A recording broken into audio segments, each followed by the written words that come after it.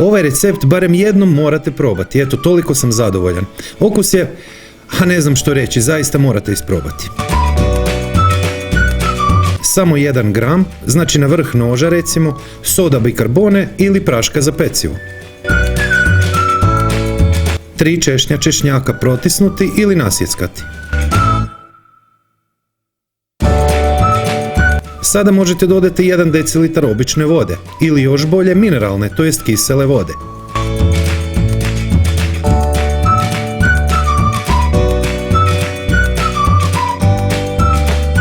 Drvene ražnjiće držati u vodi do upotrebe.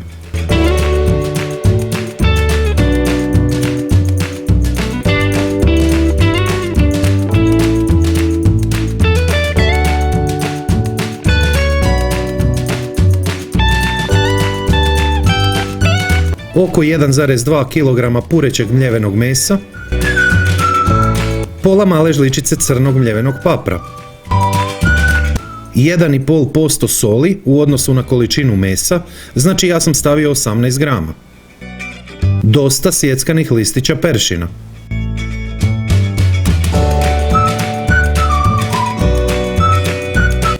Sad nije vrijeme za filozofiranje i dodavanje kojekakvih drangulja.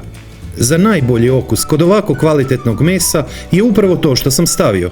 U ovom slučaju poslovica manje je više svakako opravdava svoje značenje i smisao.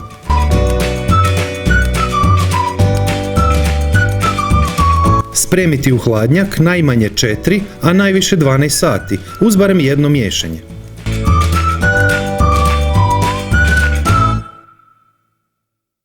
Nakon proteka rečenog i preporučenog vremena, dobro promiješati.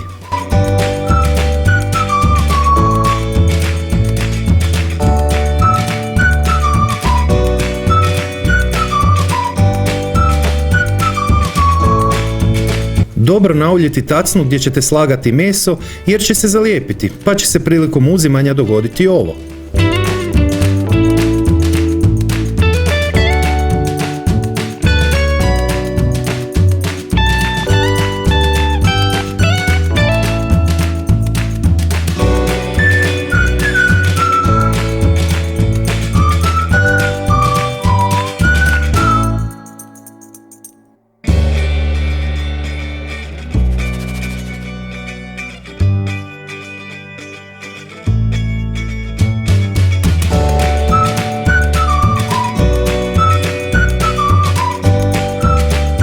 Opcionalno možete pripremiti i male ćevapčiće bez drvenog ražnjića.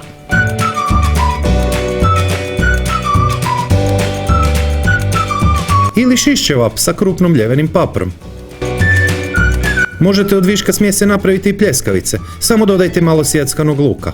Ali nastavimo sa ovim receptom. Premazati s malo ulja odozgora.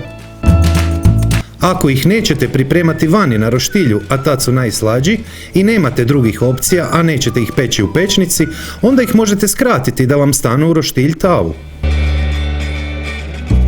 Peći sve ukupno 10 minuta uz nekoliko okretanja. Za burger samo oblikujte željenu dimenziju od viška iste smjese, bez ikakvih dodataka.